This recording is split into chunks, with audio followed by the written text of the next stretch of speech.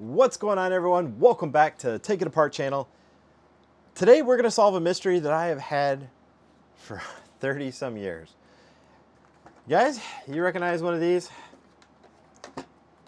It's the farmer says, you know, you pull the cord. The rooster says.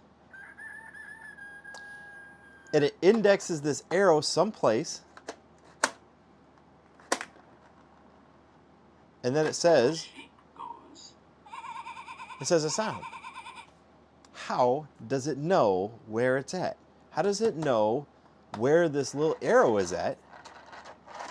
How is it so durable? It seems to be connected to maybe a stepper motor or something. I don't even know. But today, we're going to solve that because this has been haunting me for so long. And then I see over in my kid's toy box this mysterious toy from yonder. And it made me think, let's take it apart. Let's figure it out. Let's solve this age-old mystery. And that's what we're going to do today. It's really not that complex. It's going to happen, folks. See, we got the battery door. Look at that. We got Duracell batteries. They're not leaking because they're Duracell. Or those are Energizer. These are Energizer Max, too. Man, this thing ain't never going to die. These are Energizer Max. Duracell batteries are the ones that leak. They leak really bad too. Never ever put Duracell batteries in your kids' toys.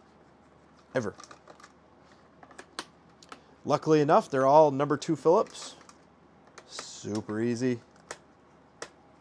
This is something that has made me ponder for close to 40 years, man. Even when I was a little kid, I used to sit back and try to figure out how my toys worked. And this one here just always got me. I never understood how it knows where the arrow's at. Okay, we got 2 more. There we go. Pretty simple. We got them all. Looks good. So I believe that this is a modern variant of the original. So here we go, folks. This is something that I've never experienced before. What? There's no way it's this simple. There's no way. Okay. Gosh darn. All right. Wow. Where do I even begin? The magic behind this entire thing is this cam that's on a gear, and as it spins around, this guy right here rolls around, and this right here depresses one of these buttons. These are rubber membrane buttons. Now, I don't think that this is how the original one was designed. More than likely, there's probably a brass wiper that would go around and hit different contacts. I do honestly believe that this has been re-engineered to make it cheaper and maybe more reliable, maybe. Because rubber membranes were not a thing 40 years ago. Not like this, they weren't. I could be wrong. The original toy could have been designed this way. I just don't believe it. I probably would believe a carbon wiper, and it goes around a ring, and where it's at, it closes contacts, and those closed contacts probably are what tell it where it's at. And just to show you how this thing really works, I don't even need the arrow. I don't need none of that. I put the batteries in, and all you have to do... The sheep goes. This is the horse. The sheep goes. I double pressed 2 of them. Something that should never happen. The bird says. How crazy is that? 40 years I've been trying to figure this out. Okay, so this one here, it's a rubber membrane. Here you can see that there are contacts underneath it. I can almost show you there.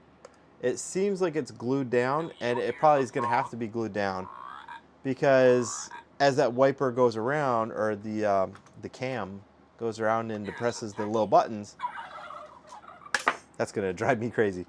As it goes around and depresses the little buttons, it's going to want to move it because it's silicone, right? There's some friction there. So it is glued down, or I see right here, Looks like they got the rubber dongles that poke through the PCB. So yeah, there is. You can see them on the back side. You can't really see it there. You can see the rubber pieces sticking through on the bottom. So that's that. That little board is the brains of it. It's just a little system on a chip. Really simple.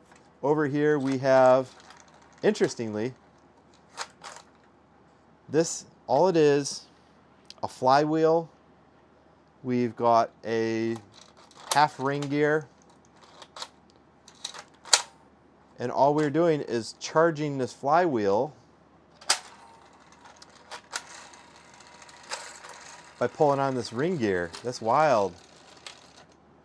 Yep, so the flywheel is charged by this gear reduction, and there's a return spring.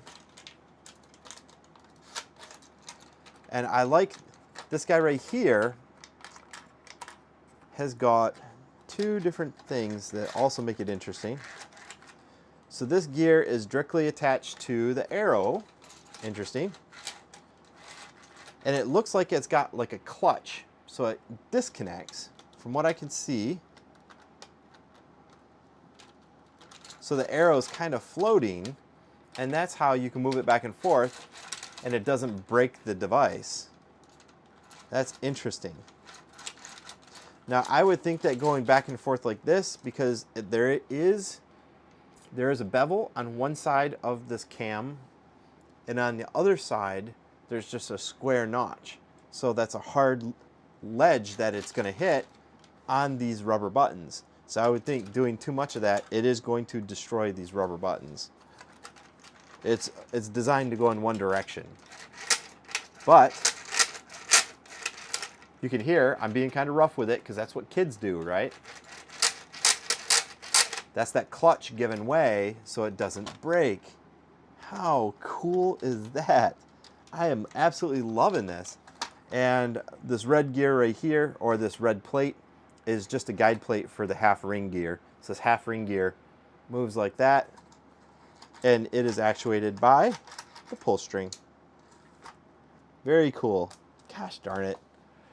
Kind of takes the mysticism out of it, right? That flywheel's kind of cool. It gives this guy enough energy to move this heavy arrow.